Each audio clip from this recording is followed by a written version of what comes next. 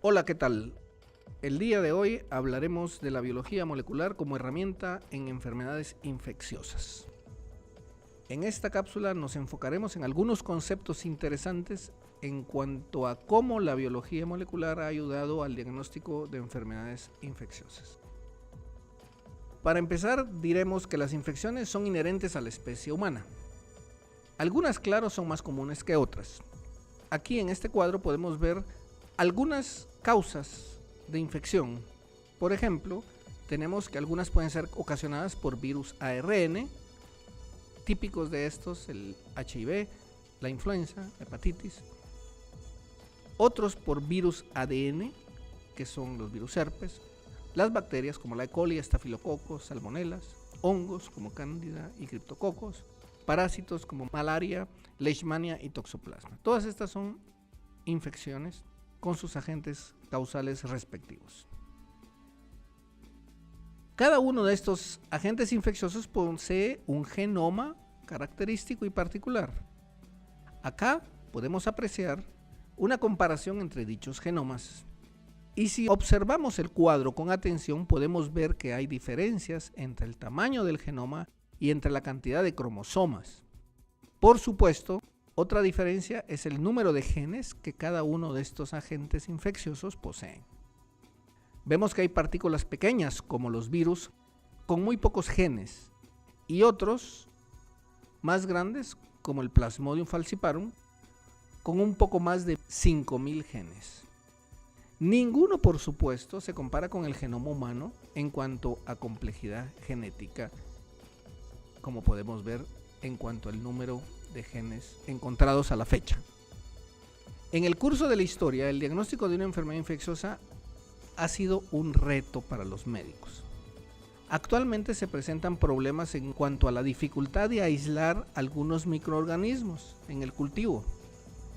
Esto suele suceder por las características biológicas de algunos agentes, lo que hace que puedan tardar semanas en crecer o eventualmente no crecer en absoluto en ningún medio de cultivo. Otro tema es cómo obtener la muestra de cultivo. Eventualmente esto se hace un poquito difícil en algunos casos por el órgano que ha sido infectado. Uno de estos ejemplos es la encefalitis por herpes, en la cual hacer una biopsia cerebral es un tanto difícil. Otro problema es que en algunos casos, como en la influenza viral, para cultivarlo se requiere de alta tecnología y que no siempre está disponible. Y en otros casos, como el dengue, se caracteriza por unas pruebas positivas que miden anticuerpos, pero estos se vuelven positivos ya cuando la enfermedad ha terminado. O sea que el paciente o ya se curó o posiblemente ya murió cuando podemos tener un resultado. Por último, otro problema más es la resistencia a fármacos. Las cepas emergentes, que son multiresistentes, son una plaga en el mundo el día de hoy. Por lo tanto, existen ciertas necesidades en la prevención, control, diagnóstico y tratamiento de las enfermedades infecciosas, como identificar precisamente al organismo, que el tiempo de identificación sea menos de 24 horas, poder identificar la resistencia de forma temprana, hacer un diagnóstico con muy poco inóculo y otra cosa, cuantificar la carga viral, como en el caso de HIV o hepatitis C. En esta gráfica tenemos una secuencia de eventos a modo de aclarar lo que ocurre durante una infección, por ejemplo, un virus. Primero tenemos el periodo de incubación, luego la fase clínica y por último la curación o convalecencia, que esto es lo que sucede como la historia natural de la enfermedad. En cuanto a las infecciones virales, la posibilidad de cultivar el virus o detectarlo en una fase de incubación o clínica, claro, son muy pocas. Y lo que se suele hacer, dependiendo de la tecnología, es aislarlo durante la fase clínica, ya que casi nadie consulta en el periodo de incubación, es muy raro. La convalecencia se caracteriza por el aparecimiento de anticuerpos. Entonces, tenemos que el virus lo podemos cultivar en la fase de incubación y en la fase clínica, pero luego desaparece para dar lugar a los anticuerpos. Este sería el caso, por ejemplo, del H1N1, en donde usualmente la enfermedad dura entre 5 y 7 días máximo, y aquí es donde podemos hacer un diagnóstico por PCR de tiempo real. Más adelante podríamos tener la confirmación por anticuerpos, posiblemente, o bien si hemos cultivado el virus previamente, en esta etapa, ya en la convalecencia, vamos a tener el resultado de positivo o negativo. Si analizamos el caso del dengue específicamente, vemos que el dengue es una enfermedad en la cual dura la fase clínica alrededor de 5 días. En esta fase, en los 5 primeros días de la enfermedad o de síntomas, es cuando existe la viremia. Entonces es posible aquí cultivar el virus. Claro, como dijimos antes, esto no es un procedimiento que sea sencillo. Se necesita cierta tecnología para poder hacer un cultivo viral. El dengue, en los siguientes 5 a 10 días, ya vamos a tener una elevación de los anticuerpos IgM e IgG, como es característico en toda infección. Primero los IgM y luego los inmunoglobulina G, que persiste por mucho tiempo después de la infección. Pero entonces, durante la fase aguda de la enfermedad, durante la fase clínica, la única manera que tenemos de hacer el diagnóstico es cultivando el virus o bien mediante una reacción en cadena de polimerasa de tiempo real.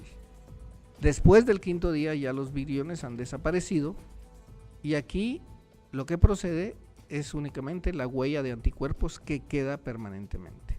Entonces, ¿qué nos indica todo esto? Que la biología molecular nos ayuda mucho en cuanto a hacer el diagnóstico. Veamos acá estas infecciones como tuberculosis, influenza, dengue, meningococo y citomegalovirus. El método diagnóstico tradicional en estas enfermedades es el cultivo, que viene siendo el estándar de oro. Pero cuando vemos el tiempo que dura obtener este resultado, es por lo regular más de 48 horas en la mayor parte de estos agentes. En cambio, la ventaja de la reacción en cadena de polimerasa es que reduce muchísimo este tiempo a horas, con una sensibilidad y una especificidad bastante buena en la mayor parte de entidades. O sea que la biología molecular, los nuevos diagnósticos, podemos dividirlos en reacción en cadena de polimerasa, microarreglos y la secuenciación. Esto obviamente nos sirve no solo para diagnosticar gérmenes ya conocidos, sino que para encontrar nuevos gérmenes. Tal es el caso del ébola. Cuando tenemos un virus nuevo, novedoso, no ha sido previamente identificado, por ejemplo, H1N1 en esta epidemia, antes del 2009, no se conocía este virus y lo primero fue cultivarlo, observarlo por microscopía electrónica, luego secuenciarlo y hoy pues ya podemos tener PCR, porque ya el virus es conocido, e incluso el desarrollo de microarreglos para diagnóstico de entidades conocidas o patógenos emergentes, como podemos verlo en este cuadro. Claro, la PCR, los microarreglos y la secuenciación se incrementan en costos considerablemente. Y la secuenciación, por su lado, no puede hacerse tan rápido como la PCR o los microarreglos. Entonces, acá tenemos la disponibilidad hoy en día de métodos para hacer diagnóstico. Los métodos moleculares entonces podemos decir que logran lo siguiente: un diagnóstico más rápido que los cultivos tradicionales. Por ejemplo, en tuberculosis detectan genes de patogenicidad, por ejemplo el gen CAGA y VACA en Helicobacter. Detectan genes de resistencia a fármacos, esto se aplica en HIV, tuberculosis, estafilococos. Detectan mutaciones como en influenza, ébola, polio, etc. Permiten cuantificación clínica, como el caso de HIV y hepatitis C, tan indispensables para monitorear el tratamiento. Permite una rápida identificación de un nuevo patógeno, por ejemplo, el ébola. Es posible mediante otras herramientas de estudio como la proteómica, la metabolómica, diseñar fármacos, por ejemplo, hepatitis B y ébola. Ahora, te invito a tomar el desafío siguiente. Vas a probar tus habilidades en un ejercicio que se llama encontrar al agente causal.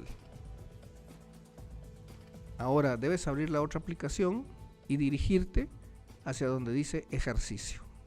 Y ahí encontrarás un caso que debes resolver con métodos de biología molecular. Hasta la próxima.